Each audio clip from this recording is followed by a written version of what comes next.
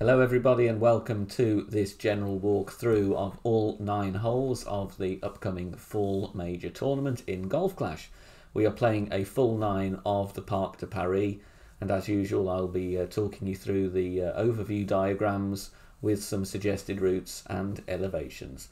Firstly, if you are new to the channel, thank you for watching. Don't forget to hit thumbs up on the video, make sure you're subscribed and get the bell button enabled so you know when we upload new content or when we go live for live tournament streams next week. Bear in mind we don't know what winds we're going to get throughout the week, so the elevations are only suggestions and you will need to adapt as necessary depending on the clubs and shots and the setups that you are using, but it should give you a good overview in general of how you may want to approach the 9 holes. So we begin with a par 4 for hole number 1. Plenty of routes here. I'm going to start with the most common one from rookie division. Front tee is the black route. 2 places that you can bounce here depending what wind you can get. If you do have tailwind, then you can bounce directly over to that right hand piece of fairway where the blue cross is marked with backspin, holding the ball just before the bunker ready for your second shot, or you can bounce over with some topspin and right spin where the red cross is marked. Either way, that drive is playing 10% downhill. And from there we'll give you long iron to the green. If you don't have much backspin on your long iron that you have available, then just bounce before the bunker and roll down for a possible eagle.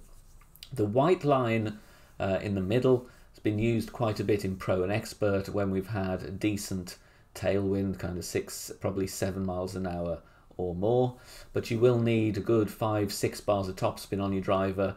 And the idea there is you bounce at the end of that first piece of central fairway, clip the rough and then roll out onto the next piece of fairway there, which will either leave you with a wedge or a minimum distance short iron, very good eagle opportunity. Finally, on the left, the blue curved arrow has been played in Master with tailwind, so there is a send it option there with a power 5 ball and a max OP. But very, very important to get your backspin or topspin correct depending on the wind strength, as you can very easily fly over the back of the green. But mostly it'll be the black line, as I said, with tailwind. White line does offer a good chance as well with some topspin, but either way, good opportunity for an eagle on hole number 1. Hole number 2 then, the first of the par 3s. Usually only one route to play this hole, which is marked here, the red cross with the landing position. And then you're bouncing over the bunker and rolling towards the pin. Don't want to come in too hot here. The ball can go long and roll down into the bunker at the back there, so be mindful of that. 20% downhill, all tees. Rookie is going to be obviously a long iron with a bit of backspin. Pro and Expert will be with your sniper. And Master tailwind, usually sniper. If you do have headwind in Master, then you will be using driver and occasionally some different routes there, but the majority of cases is going to be with the black line that's illustrated here. So middle tee, you just need to vary the amount of backspin depending on the wind there. So that is the general overview for hole number 2. Hole number 3 then is our first par 5. This is a tricky one. Drive does play 10% downhill. Usual landing places where the red cross is marked from all tees. If you do have a good amount of tailwind though, you can blast it straight over that long horizontal bunker above the cross and bounce on the second piece of fairway directly with a load of topspin and either some left spin or maybe also some left curl. We have in the past used a big topper here.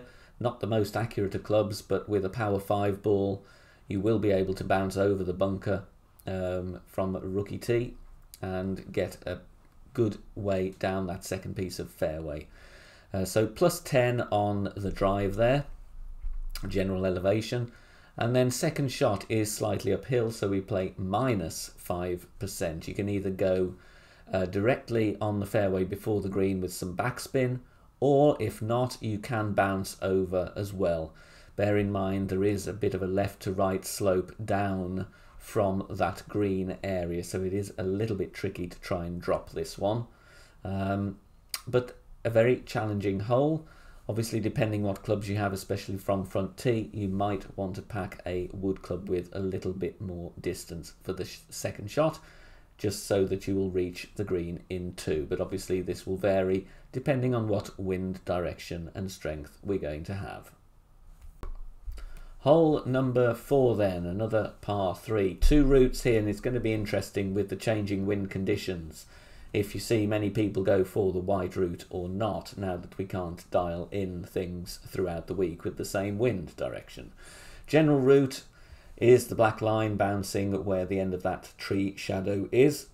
A bit of backspin, bit of right spin, obviously depending what we have there with the wind. But you will always need some right spin here to take you up to the pin. General elevation, I play 10% here. Some people do sometimes play 15 or 20 though on that setup. The rough bump, the white line, is quite a scary one. I don't know if I'm going to be risking it here, but it will be with sniper if you're from front tee, or back 2 tees, you know, middle and back tee, sniper, or probably quarterback, bouncing into the rough and then getting your ball guide to the hole. Really, really good chance of a hole in 1 here. However, it is risky, and a great left could well end up in trouble, either flying the green and ending up in the water, or bad great right. Obviously, you're not going to get out of the rough very well at all. So it is a risky shot, up to you whether you want to try it or not. But it's going to be interesting because it does give you a good chance at a hole in 1 on hole number 4. And as usual, don't forget everybody, if you are enjoying the content or you're new to the channel, a very warm welcome. Don't forget to hit thumbs up on the video, make sure you're subscribed and get the bell button so you know when we're going to be live on the channel. Coming up for the full major, we'll be doing pro and expert throughout the week, and occasionally might even do some rookie as well. So plenty of content, keep an eye out on the channel for some more uploads. Hole number 5 presents a really good chance for an eagle going the right-hand route, as I've marked on here. 10% on the drive, bouncing over there, rolling up towards those 2 fairway bunkers. From there, we'll leave you a really nice, most likely short iron shot, bouncing on that right-hand island where the second red cross is marked. And then there is a really nice funnel here into the pin for an eagle, if you can find that. Second shot, I do believe, plays 10% downhill as well. Obviously, if we do get tricky wind that doesn't enable us to go over to the right-hand fairway, we are going to have to go left-hand route instead, and obviously have a slightly longer second shot, using the left-hand pad to reach the green into that way. But if we can get into short iron range, then that's going to be the play for a nice eagle on hole number 5. On to hole number 6 then, which is the second of the par 5s. Black line shown here pretty much all the time I will play this route. Bouncing on the end of the first piece of fairway where the red cross is marked. Bouncing over the bunker with topspin and a bit of left spin. Playing the drive 20% extra, so plus 20% on the drive. If you do have a headwind, make sure your second bounce clears the sand with plenty of room to spare, because the headwind will compress the flight of the ball and you do not want that ball to check up and land directly into the bunker. Otherwise you won't reach the green in 2. So plenty of top spin on, might need power 3 or more to make this shot. And make sure you do get a good landing position as well, because you can get some erratic bounces on the part of the fairway there. Assuming that's all gone to plan, you will then have wood club to the pin. You've got 2 options here. You can just use backspin, bounce on the fairway, bit of right spin, or you can play a rough bump near to where that arrow is, the top of that arrow near the green, around the base of that tree. You can do a rough bump out as well. Obviously elevation may vary depending on the wind direction there. 0 is a guide, but sometimes in tailwind we have played 10% and also used the slider as well. So there we go, that is hole number 6.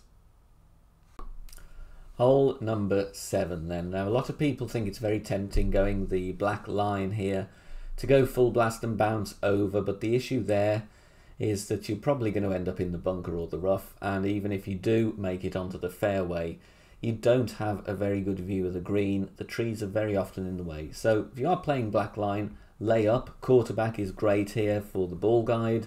10% extra, just lay up to the end of that first arrow. And then from there you've got a long iron to the green, bouncing before the trees. Second bounce just taking a route underneath the branches, and we'll get to the pin very, very nicely indeed. The white line for Pro, Expert, Master, really good approach if you fancy it, and you've got the wind, direction and strength for it, and that one is going to be a max power slice. So you need to work your rings out, aim as needed. If that goes to plan and you bounce there on that piece of fairway, you will easily clear the stream and roll out to a very, very nice wedge or a short iron for an eagle on hole number 7. So could be a very good blast for a slice there if you get the wind. If not, lay up and go on the path of the black arrows. Hole number 8 then, the final of the par 3s in the Parc de Paris for the full major. As you can see here, black line is the most common route for rookie, pro and expert, so from front and middle tee, bouncing where the red cross is. And what you can do here is actually zoom in and look at the actual shadow here to give yourself a reference of where you're aiming, so you have some consistency in your setup. You've got to use backspin here to get the ball to stop. It is an uphill green to where the pin is, but then after the pin it does roll back slightly towards the sand. So pace is key. You don't want to be short though, otherwise you will not make it all the way up to the pin. So long iron for rookies with some backspin. Pro and expert going to be with sniper. If you have a low level sniper that is lacking backspin, then you may want to consider using the guardian here as well. The blue cross there indicates potential landing position from third tee, which is for master division. General elevation here plus 10%. And finally on to hole 9 then, a tricky par 5 to finish. So there is a send it option on the island on the left here, but I don't usually play that, and we do need a certain direction and strength of wind to manage it, and it's always a bit of a lottery where you're going to end up. So the safe route is the white line on the right hand side, 0% on the drive, landing where the blue cross is, and you want the ball to go as far up that fairway as you can, obviously without going into the rough. The second shot from there is an interesting one. You actually have to play a rough bump between two trees there. There is a gap that you can find. You will probably need a wood club with distance, so especially if we're going to have crosswind or any headwind. And the idea is just to blast it over the water, land directly into the rough and use topspin to spin the ball out of the rough onto either the fairway before the green, the fringe or the green itself. Very, very difficult albatross here. So that's the usual play on hole number 9.